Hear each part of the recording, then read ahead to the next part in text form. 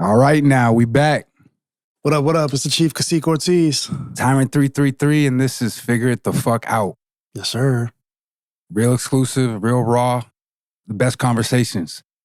And the one we're going to touch on today is something that needs to be explained to some people who might feel like they're at a lack of creativity or figuring out what to do with a lot of their content, is repurposing content. And how you can make something that, or turn something that you already made into something else and make multiple versions of that same thing, whether it's music, whether it's any creative piece of content, a documentary, a how-to video, how to explain a piece of business. There's a lot of different ways you can do the same thing multiple times and then yield multiple pieces of content. So with that being said, what do you want to touch on with that topic? Nothing. No, just kidding. So, honestly, we're able to do so much with the content. And, for one, people should just naturally be doing the content, obviously. But what is content to some of the artists that are feeling like they're stumped and they don't know what to do? And content is literally just living life.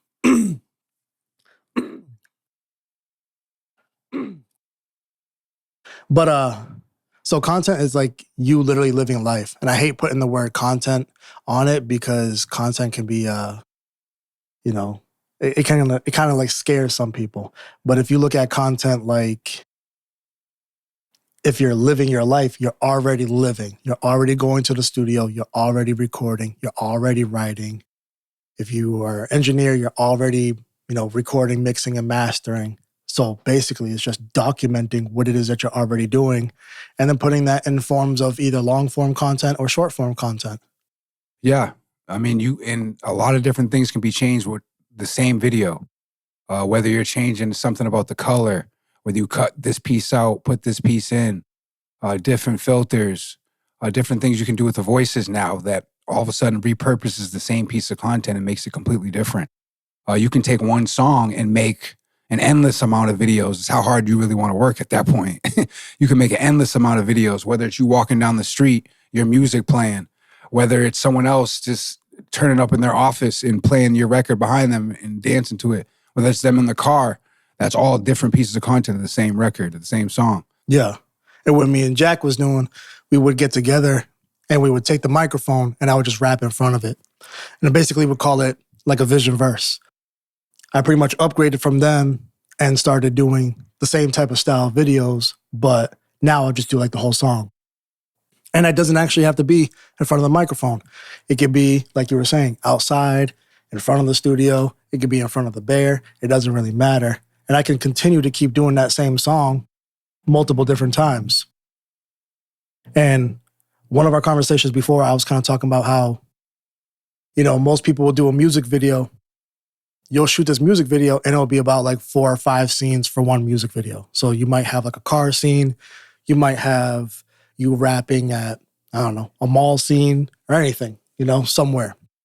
You take 5 of these shots and instead of just compiling it into one music video, which is cool, but you also could break that down to 5 different ways. Even in your own music video, you could break that down. Yeah, you might have the one piece of content that is showing the whole music video.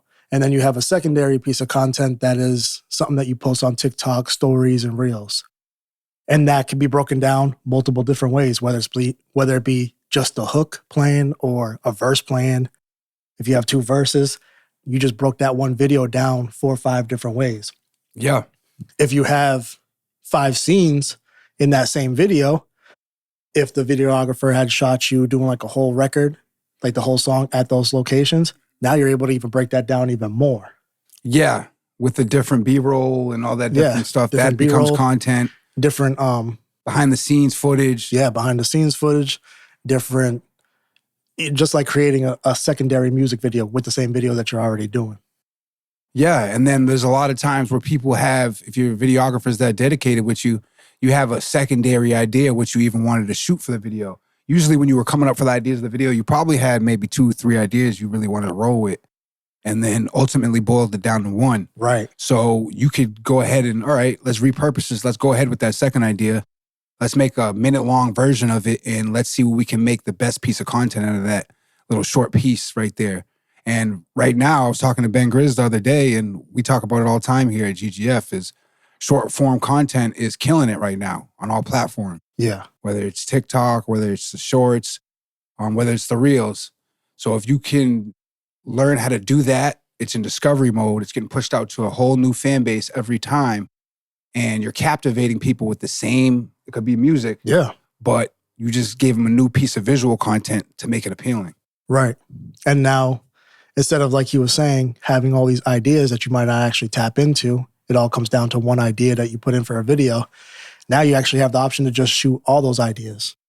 And you can actually create all pieces of content for that idea. My only advice to that, as far as structuring a release strategy, it's not like you want to, I mean, there's people out there that do this, but the song kind of becomes like a little redundant. Like everybody kind of gets tired of that song.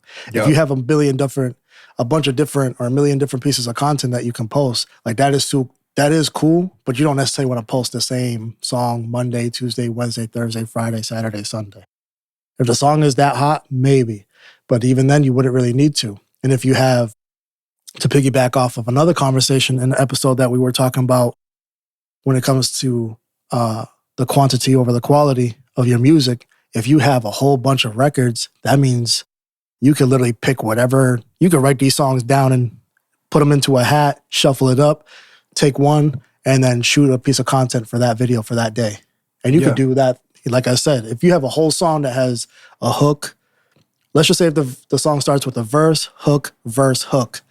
You can shoot that whole video. You can create B-roll, which is stock footage, which you could also continue to keep using for lyric videos. You can chop that up just to have the verse go, just to have the hook go, just to have the verse go, just to have a hook go. And then you can compile it, do it all together. Now you're just chopping that same video up 8-10 different ways. And if you're doing this for every single record, you literally have so much content for the rest of the year that while your posts are going, you could be in the lab working. And also, you'll sometimes get told by the fans what should be the old content that you should repurpose. It could get tiring while you're creating all this new content. I get to go back to everything old. So sometimes let the fans tell you. The fans like, oh, I like that old record. Like, and Ben Grizz's situation, people always go back to that record, Steak and Rice. Instant classic. Everybody can rock to it. The kids, the restaurants, people eating, the OGs, the bosses, anybody can really bop to that song. So, and as he makes new music, he asked the fans, yo, what's some of my hottest records? They come out and say Steak and Rice still. You know, and he's putting out higher quality right now, better music, but there's people who love that record. So then when you hear stuff like that from the fan base, then you get some introspection and be like, okay, this is what they really like. Let me see if I can repurpose that, whether it's through a remastered version, whether it's through shooting another video, shooting a bunch of short form content for that same video over and over and getting it re-buzzing. And if over 100 billion people haven't seen this record, or 100 million people, then it hasn't been seen by everybody. So there's always new people you can push to. Yeah, the music itself doesn't have an expiration. It only dies because of you. If you don't push that record, you're letting it die. You're the only one that's getting in your own way. So it'd be your best bet to just, if you're going to even do that fan experience where fans are literally telling you, yo, Steak and Rice is my favorite record, that right there literally tells you, yo, I can go and shoot a bunch of pieces of content and it's still going to go. That doesn't mean that you stop and not record content for newer material. All that's going to continue to keep going. But if you can repurpose an old record and keep the name floating, you're giving people not only what it is that they want, but this music is still, like I said, there's no expiration date. So this music is still new to somebody that never heard you. Yep. They don't even know who you are. And the first song that they hear is a song like Steak and Rice or whatever the record might be. Whatever your song might be, that would be the first time they become a fan of you. It's like the hook. You know, you got hooked in through whatever record. Some of them, it might be Nana that came out. Some of them, it could be Money Bag that Kaseek just came out with. Right. Then some of them could be, they gravitating towards Barium. Yeah. Or even older record. Yeah. And I posted that secondary version of Barium, even though I have a whole music video for it. I posted that Barium and it was like, people act like I just dropped that, like it was a brand new record. And it's because since I created that song, not only have I made new music, but I also made new fans. So like these new fans might have discovered me at Moneybag. Yeah. But Moneybag came out 2 years or 3 years after Burium. So now when I drop Burium, they're thinking, oh, damn, this is a new record, but they don't even know that this one's actually older than the one that they fell in love with to begin with. And it was repurposed. Perfectly. Now they're diving into the content. They're diving into my catalog, following on social media, reposting, and listening to the music on all the DSPs. And on top of that, it looks like you're really working. Like you're not just, you're pushing all your music out there. You're not just focused on all right, got to make the next hit, got to make the next hit, which a lot of people can get caught up in. Yeah. Got to make the next one. But what about some of the ones that fell off in the sauce? Like, you might have not made videos to this fire record, or you went on to the next project before you really pushed it as much as you had. Yeah. Maybe the budget wasn't there to really market it the way you wanted to at the time. Like a caveat of reasons right there. And, always make sure that you do every record, especially if they're hot, they're fire, do it some justice, give it some time, and keep pushing it and see who really resonates with it.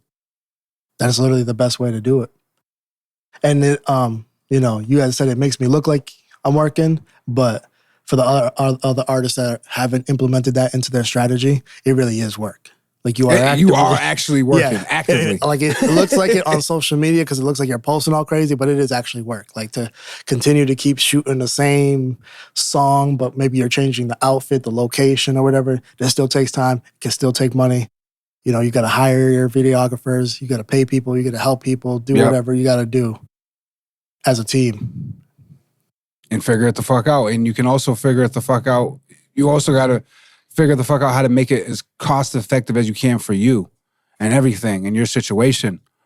Even the billionaires, the millionaires, these corporations, they're looking at how to cut costs at certain things, certain areas, always looking at the analytics and what makes sense for them. So always do that also. Yeah. And that's kind of like what we said before is like, I always like to use sports or whatever everybody's into, whether it be going to the gym or going, to play basketball. You don't just go to these gyms or whatever and do like one push-up. You don't go to the gym and be like, all right, let me do one push-up, one sit-up, and then I'm out of here. I'll come here tomorrow or maybe the other day or a day after. Nobody does that. When you go to the gym, you put your reps in. Yep. So what's going to be better if you have just one music video to push or 1,000 music videos to push? It's a lot easier to push 1,000 music videos because now you're staying so in front of people's faces, so consistent that they have no choice but to see you. And I bet by that repetition, you're going to definitely ingrain that record in people's heads. It's like when you're, back in the older way of things, when it was just off of radio spins, it took maybe 2, 3, 5 times for us to hit that record to hit our heads. And then maybe for even more for us to fall in love with the record. Yeah, definitely. There were certain records that when I first heard it, I wasn't really, I wasn't really too keen on it. But after I heard it a repetition a couple of times, then it stuck with me. Or if it gets attached to a moment, like something ends up happening in the climate, and then now everybody uses this song to almost describe that moment. Yeah. And you see your friends are having fun with it. And now you're like, shit, I want to have fun too. So you start trying to like chime into their fun. Now you're like, shit, all my boys is having fun jumping around to the song. How about I go do this? I'm going to go jump in. I want to be with them too and jump around. And now you catch yourself knowing the lyrics. You catch yourself falling in love with the record. Why? Because it's attached to a moment. Yeah. Even the memories too. Yeah, the memories. That's what I'm saying. The moment is like, damn, remember when we was listening to Moneybag in Puerto Rico and we got chased by a rooster or something like that. Like that shit is hilarious. Now it's like, now you just love the record for a whole different reason. Yeah, yep. And not even just being a part of the journey, but like just to say if I didn't make that record and that happens, it's kind of like, damn, now we missed that memory. And another piece of that, think about this. So back in our time when, there wasn't as many videos out and stuff like that. Back in the 1900s. Back in our day. But the late 1900s? Yeah, we're 1900s, old as fuck in this bitch. But, back when, you hear the record on the radio, or whatever, CD player, someone was bumping it in their car, you hear it, and then it still applies to this day. Once you see the video to it, it gives it a whole nother life to it. Yeah. Like it can either make you like the song more or like the content more or like it worse. Right. I felt like the videos always, at least in that time frame, it made you like the song more. Because when you see a Busta Rhymes video come on or a Missy Elliott video come on, or like, Cisco's had a smash hit with a thong song, but when he had that video drop, it was like, this is out of here. Like you got pretty women dressed up in thongs running around the beach. Like this is going so far.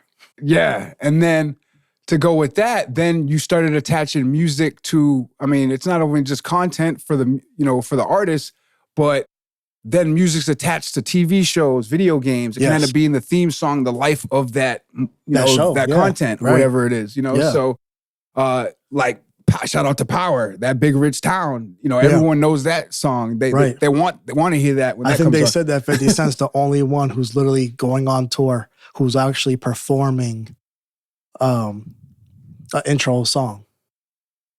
Because usually an artist is creating music. They're going on a tour promoting their album. He might be like the only artist who's going on tour who's actively performing a movie title intro. Well, what I'm saying, the TV show title Wiz Khalifa did something like that with that whole Paul Walker thing and the Fast and the Furious, that sad-ass song he has in there. That record did well too, yeah. I don't know if he was really performing that one super heavy like that, but... the other one I was thinking about was that in the Spider-Man movie, where Ray Shremmerd. Yeah. The Sunflower. Yeah, they probably... Yeah, But that's not the theme song, you know what I'm saying? Power, like for 50 Cent's Power, like that's the theme song. Yeah, true. Like you're out here touring off of a theme song. Yeah. That song is heat, though. Gotta give it to it. And that's a great example of repurposing content right there. Yeah. That's evergreen right there. That's gonna the Will Smith song, Fresh Prince. Fresh Prince of Bel-Air. He could easily, you can go anywhere and start saying that shit and everybody wants to chime in and have fun with it, but it's also attached to the moments, the memories. And people build content strictly for TikTok. Think about how you can build content for businesses, brands, situations like he was talking about. And then you're making timeless things and things that are going to be reused over and over and over again because they fit a certain niche, a certain time, certain memory. Yeah. And now you're really setting yourself apart. Yeah. Right. Like in the fact that it's very limitless. Like there's no boundaries. There's no ceiling unless you put it there. If there's a ceiling, I hope 100% that you take this and understand that you are the only one standing in your way. You are the only one putting a cap. The ceiling is on you. And take the cap off your brain, and walk down the street, look in front of you, look at with the people you got in front of you, your team, whoever you're involved with, and see how you can go out there and make some content. Because you would be surprised if you go look online, there's a lot of people, the most crazy videos that you would not expect, blowing up. Yeah. Going viral, the most crazy music. What was that? There was a guy that we were looking at TikTok. We were kind of laughing at him, but he blew the fuck up. So there's a lot of them. A lot of them, but I want to say he was a rapper out of somewhere close to here. But basically the whole point is the most out there things that you would expect, someone's ready to take that thing in and might love it. Yeah. So don't put a cap on your creativity because what you might think is, this is a stupid idea, that came to you for some reason. Yeah. Yep. And either you're going to grab it and bring it down here to earth and, execute, or it's going to go back into the universe for somebody else to grab. So dust off the vaults, get that content, look at it in a different light, and figure out how you can repurpose it. Shit. Go ahead. You just ended it off because I was about to say some extra shit. Nah, go ahead. I'm going to do that some again. More. So everything could be the content. And if you want to use a different word, definitely use a different word. For example, we was here with Ben Grizz last night and we was recording in the studio. And we had a million different things going on that we were all just recording each other doing what it is that we're doing anyways. He's already recording. I'm already engineering. It's nothing to just film him recording process. Not only can it be used for documentary, but now he'll be able to use it for short form content. I'm Yep. already recording him, so filming me record him is literally just showing what it is I'm doing anyways. That's extra pieces of content. Shit, motherfucker, let's record the person recording him, and then we're gonna record the next person recording them. Right. Like, that's what I'm saying. Like, we just have a whole bunch of, you know what I'm saying? Even while we're shooting this, it's not like we're just shooting this. We got Jack in the background already kind of filming us with his camera while we're doing this. This is like extra behind the scenes. Like, you're getting it raw live here, and then you're also going to see it as some extra pieces of content in the back end. Like, that's what people want to see. Be creative with it. Just have fun with it. You know what I'm saying? Like, a lot of artists get lost in the sauce by thinking like, I don't know what to do, or I ain't doing that shit. Like, you know what I'm saying? The more you stay in that energy and with that attitude, the less success you're really going to have. Yeah. And this climate, I don't even want to say it's like unfortunate, because honestly, we've been watching content in our entire lives. Every time you turn on a TV, you couldn't watch the TV Guide channel. Actually, TV Guide channel was a way to monetize looking to see which episode or TV show or movie is coming on while showing you ads. You've been watching ads your entire life. You go down the street, you drive by a billboard, there's ads. You go up to a store, the store has a bunch of stickers on it, all advertisements, whether it's the liquor or the cigarettes or the ATM, what they accept, Visa, Master credit card. Like, This is all advertisement. We've been literally being fed advertisement our entire life. So it's nothing for us to just live life, document that shit, and put that shit out. Yeah.